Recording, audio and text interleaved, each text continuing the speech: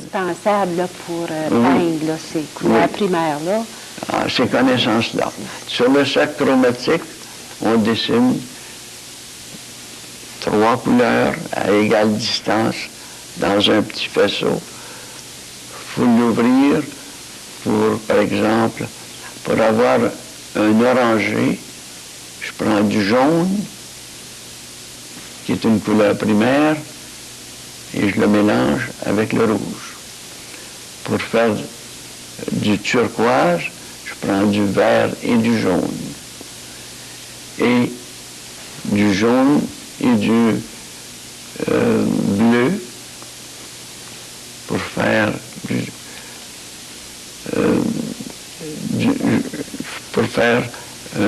du mauve, du violette. Par la suite, on a des couleurs secondaires. Il y a les couleurs primaires et on arrive au tertiaire. Alors là, vous avez le même jeu qui va s'opérer. Si vous regardez, vous allez voir qu'une couleur va jeter sa complémentaire sur tout ce qui est à côté d'elle. Alors, si par exemple, je voulais faire un bouquet de fleurs rouges, je pourrais par exemple faire un bouquet avec des feuilles vertes d'abord, et puis teinter par la suite.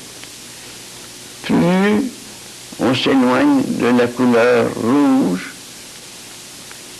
en mettant les complémentaires du vert, puis du bleu, puis agrémenter ou allier une quantité de blanc, de gris ou de noir.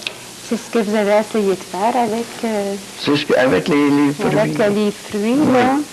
Regardez celui-ci. Je fais rebondir son ombre. Oui. Là. Vous sentez qu'elle est verdâtre, jaune. On sent le jeu des couleurs, les ombres, votre petit panier ici, là. Oui. Ah oui. Tout petit, tout délicat. Voyez-vous, il n'y a pas un pouce carré de vrai blanc sur la surface blanche. Non, c'est tout le jeu des couleurs qui en c'est tout chaud. Voyez-vous ici, il y a quand même une chaleur de jaunâtre. Et puis, pour que la chaleur soit forte, je la juxtapose à un ton qui est froid, lui. Alors, Cézanne, qui était mon grand maître parmi les artistes, connaissait toutes ces lois-là. Oui. Et on le remarque dans sa peinture. Pouvez-vous nous parler un peu de vos expositions? Ah oui. C'est que... J'ai commencé à exposer chez un marchand, il vendait des caméras, mais aussi chez une personne qui développait des films, des portraits, et qui en prenait également. Alors, là, bien, c'est avec les élèves d'Henri Masson au début. Mais antérieurement, j'avais fait une exposition avec les gens de l'Office national du film, les artistes, parce que ce pas tous des artistes. Il y en a qui écrivaient pour donner un documentaire ou commentaient un documentaire. Alors, comme Victor Jobin, lui, il était commentateur pour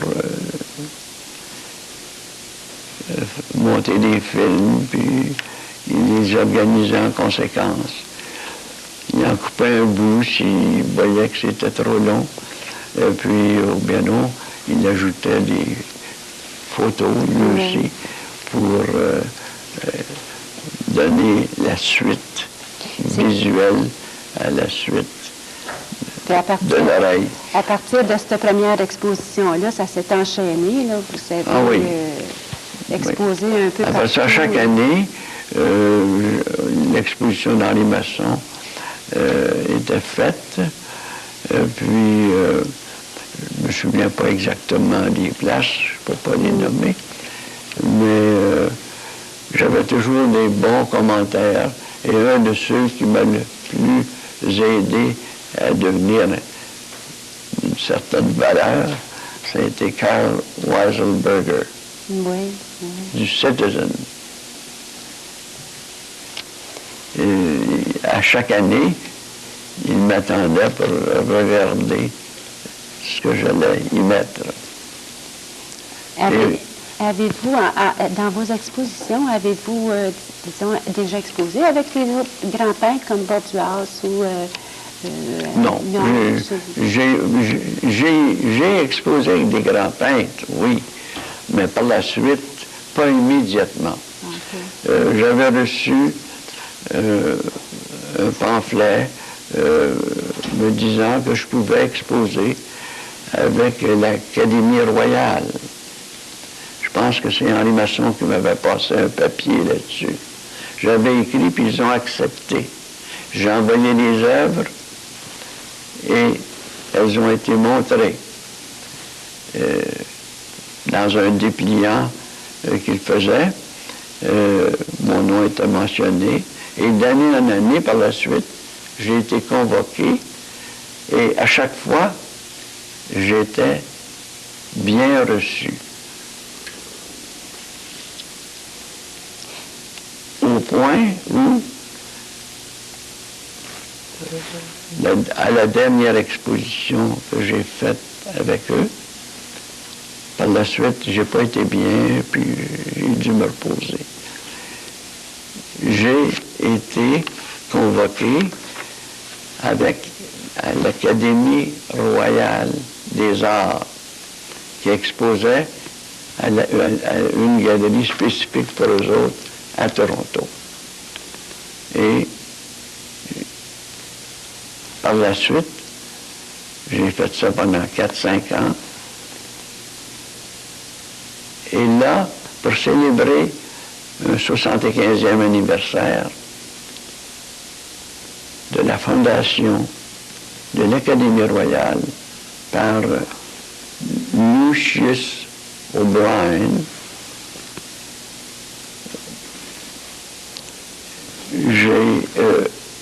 on a convoqué 1500 peintres dans tout le Canada.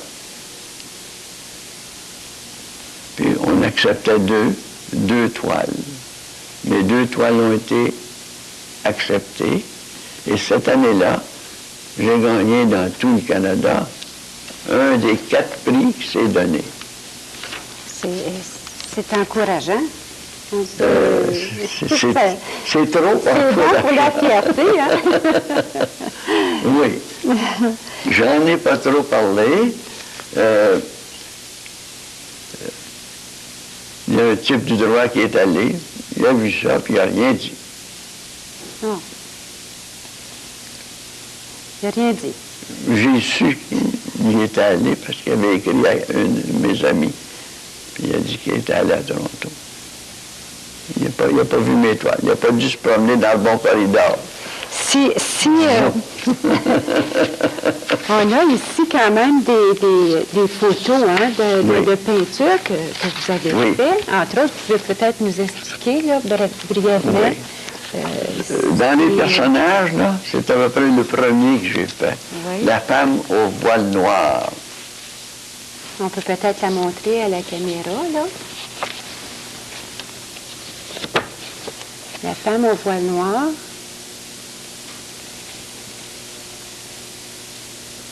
C'est une réussite, hein, quand même. Oui. Bien. Les visages, vous aviez un modèle, et puis... Oui, j'avais un modèle, puis c'était un des premiers personnages que je peignais. C'est peut-être le premier. C'est peut-être... Ah, bon, j'ai bien tombé. Oui. Il y a celui-ci, hein? Celui-ci a été exposé avec l'Académie royale, et ça s'appelait « Heure de fermeture ». C'était Jean Rinfret qui a posé pour moi à plusieurs reprises avec le violon que vous allez voir tantôt. Oui. Et puis qui ne pouvait pas passer une journée sans faire une extravagance quelconque pour nous faire rire. Je l'ai vu une fois, mais vous ne me croirez peut-être pas, traverser en face du Château Laurier, rejoindre la gare Union de l'autre côté, en nageant dans la neige. En nageant dans la neige. À Ottawa. C'est tout un exploit. Il ne doit pas y en avoir beaucoup qui ont fait ça, hein? Ça s'appelait Heure de fermeture. Ça, c'est c'est une nature morte. Oui. Vous en faisiez beaucoup de nature morte. Ah oui. Oui. J'étais peintre de nature... Non. Non? J'étais peintre de nature morte, de portraits. Je faisais des fleurs. Quel média qui vous intéressait le plus? Le portrait, je pense. Le portrait. Un portrait. Ça, ici, j'aime ça. Je l'ai. C'est derrière moi, ici, c'est le portrait de Claire Martin qui a écrit La joue droite. Oui, la grande père. Elle était très bon. Vous l'avez rencontré? Ah oui, c'était une amie qui venait chez moi. Et puis...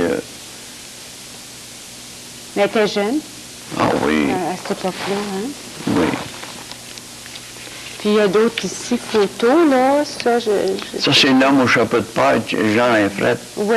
Oui, qui est ici. Avec le violon, c'est ça. Avec le violon, c'est le même.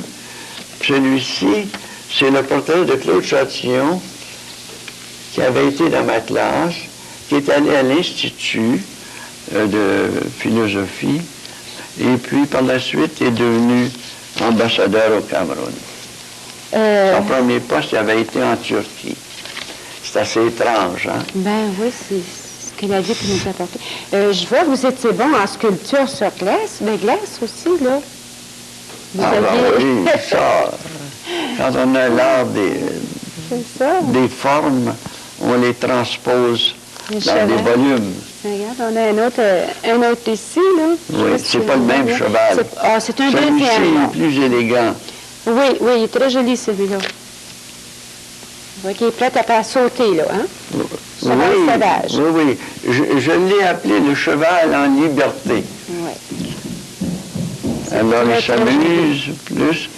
Puis ici, naturellement, dans le décor, on voit où il s'aventure. Mais pour faire tenir un cheval comme ça, ça prend une armature.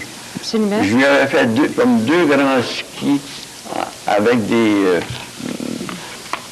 madriers droits. Puis j'avais implanté aussi des tiges que j'avais arrachées à une vieille chaise de cuisine en avant pour que je puisse monter. Et le corps avait été fait avec une feuille de plywood où j'avais dessiné une forme de 8. Ça a dû vous prendre quand même beaucoup de temps. Et pour son devant. Ça a dû être assez long à construire, quand? Bien, faut y penser, il faut savoir, on fait un plan. Parlez-nous donc un peu de celle-ci. Ah oui. Celle-ci, c'est une de mes inventions. C'est la fontaine flottante. Alors, à l'intérieur d'une roue fermée sur le dessus et en dessous par deux feuilles de plywood rondes, à l'intérieur de quoi je mettais du styrofoam pour qu'elle flotte. J'avais organisé un beigne en cuivre. J'avais des petits coudes. Puis, j'avais, avec une perforeuse, fait des trous tout le tour pour que l'eau qui partait de là où je pointe du doigt. Vous l'avez gardé longtemps? Et puis, elle allait jusque vers la terre, mais dans l'eau, où j'avais mis une cage pour protéger on appelle ça une somme Sans-pompe. en anglais. En français, je ne connais pas. Là. Le terme français, je ne le connais pas moi non plus. Alors, j'alimentais ça par un fil qui venait de la maison, qui était en haut. Vous aviez pas des amis aussi qui sont allés voir ça? Là, Ah oui. Vous m'aviez dit ça? Mais Jean-Luc Dudot, qui était un grand amateur gastronome, s'était chargé de faire cuire ce jour-là, sur un barbecue, un agneau. On allait avoir de la visite, puis je vous dirai qui tantôt. Bon. Et puis, il avait invité des amis français, parce que lui-même est français. Il y a toujours eu une chronique de gastronomie, il visitait tous les restaurants à Ottawa et à Hull. Et puis, il faisait une petite chronique pour aiguiser son appétit. Et puis, j'ai parlé de Jean-Luc parce que cette fois-là, il avait amené tous les musiciens qui accompagnaient Yves Montand dans un récital qu'il donnait dans un théâtre de la ville. Et puis, ils ont été étonnés de voir la fontaine. Mais vous avez toujours été, comment on pourrait appeler ça, là? Vous avez toujours des faits inusités aux endroits où vous passiez pour rencontrer des gens. Oui, assez. Ça, j'en ai rencontré beaucoup. Comme Gilles Lefebvre, il venait à l'université, on faisait des programmes ensemble au CKCH. L'université avait une bonne grosse demi-heure au moins de temps pour... Moi, j'ai écrit des sketchs, un peu à la manière de Félix, parce que je vous en avais parlé tantôt quand on se parlait seul, mais je parlerai de Félix tantôt, quand on sera devant la télévision. Mais... c'est ça. Vous aviez aussi... avez-vous déjà rencontré le poète Alfred Desrochers aussi? Ou si vous avez seulement que... Alfred Desrochers? Ouais. Oui, je l'ai rencontré. J'ai même demandé... Je lui ai demandé sa signature au bas d'un dessin que j'avais fait dans un petit livre, Le Retour de Titus. Puis j'avais fait dessiner une couronne de laurier sur la page frontispice du livre. Et puis, à l'intérieur, il y avait le portrait. Et j'ai fait le portrait à la ligne. Et puis, j'ai fait ses cheveux comme si c'était un feuillage. Je me suis inspiré des feuilles de laurier pour que les cheveux finissent un petit peu, sans avoir l'air d'une feuille, un peu dans l'écriture de la feuille. Alors, ça donne un effet. Oui. Puis, parlez-nous donc, il nous reste peu de temps, là. Peut-être nous parler un peu de Félix Leclerc? Ah ben oui, c'est que Félix est venu dans ma vie quand j'étais enfant de cœur, très jeune. Et puis ma mère m'avait montré les réponses de la messe, pas les questions de la messe, les réponses en latin, à l'âge de 7 ans à peu près. C'était pas beaucoup, être comme spiritu tuo, puis des choses comme ça qu'on disait. Et puis le sacristain qui était là me trouvait trop jeune pour dire la messe. Je pouvais être enfant de cœur, mais pas la servir, la messe. Alors moi, ça m'avait offusqué parce que rares étaient les gens qui pouvaient répondre en latin, à moins d'avoir 10-12 ans. Moi, j'en avais moins. Ça fait que là, j'ai eu un dilemme. Où partir, ou bien non rester puis voir Félix jouer sur la scène dans le sous-sol du Sacré-Cœur. Parce que Félix, dans le temps, était au Juniora du Sacré-Cœur. Il a passé au moins 4-5 ans là. Puis, il est allé faire ses humanités à l'Université d'Ottawa par la suite. Bien, chaque matin, quand je me rendais à l'école, Garneau, il m'attendait à la porte de la cour du Juniora avec son ami Jean-Jacques Tremblay. Puis là, on se parlait. J'avais l'impression qu'il s'ennuyait de sa famille. Et puis, il me prenait comme un petit frère. Oui. Mais c'est des souvenirs qu'on ne peut pas oublier. Bien oui. Et puis, le soir, moi, après les vêpres, parce qu'on chantait les vêpres dans ce temps-là, quand on parle de la vesprée, Malherbe emploie le mot dans un de ses poèmes. Il parle de la journée, puis il parle de la vesprée. La vesprée, c'était le soir. Bon. Puis il a fait un poème à un de ses confrères qui avait perdu sa fille. Et puis dans ce poème-là, il disait quelques vers, je m'en souviens un peu. Et Rose, elle a vécu ce que vivent les roses, l'espace d'un matin. C'est beau, hein? Oui. Bien, Monsieur Larivière, je regrette beaucoup, mais c'est déjà terminé.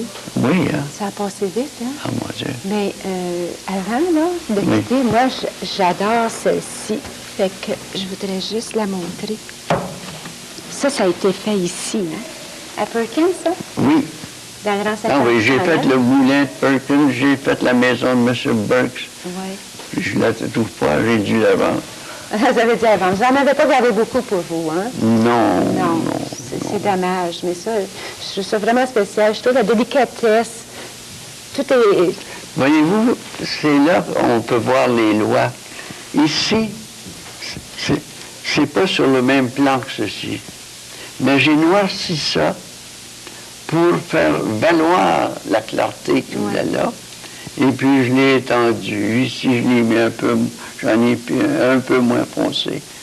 Et puis, juste au centre, ben, j'ai mis un peu de taches blanches. C'est pratiquement un travail de moine.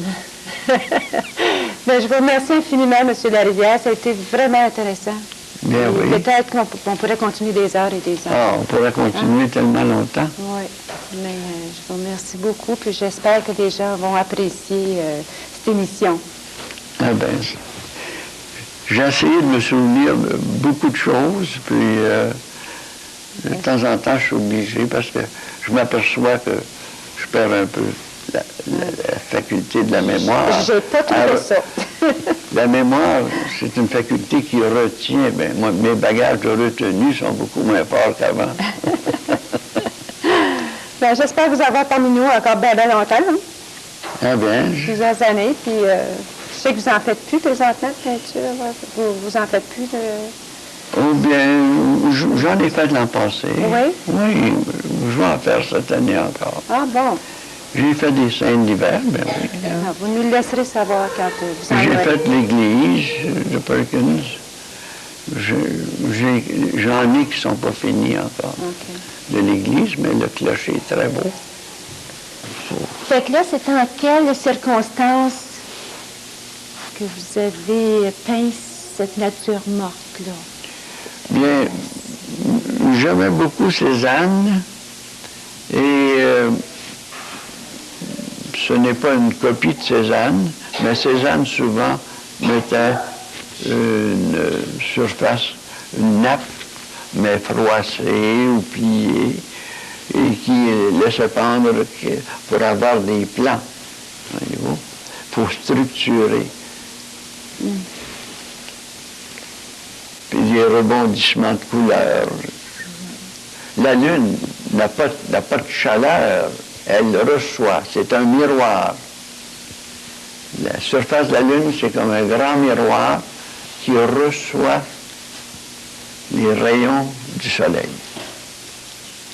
là, vous travaillez, Oui. faut penser à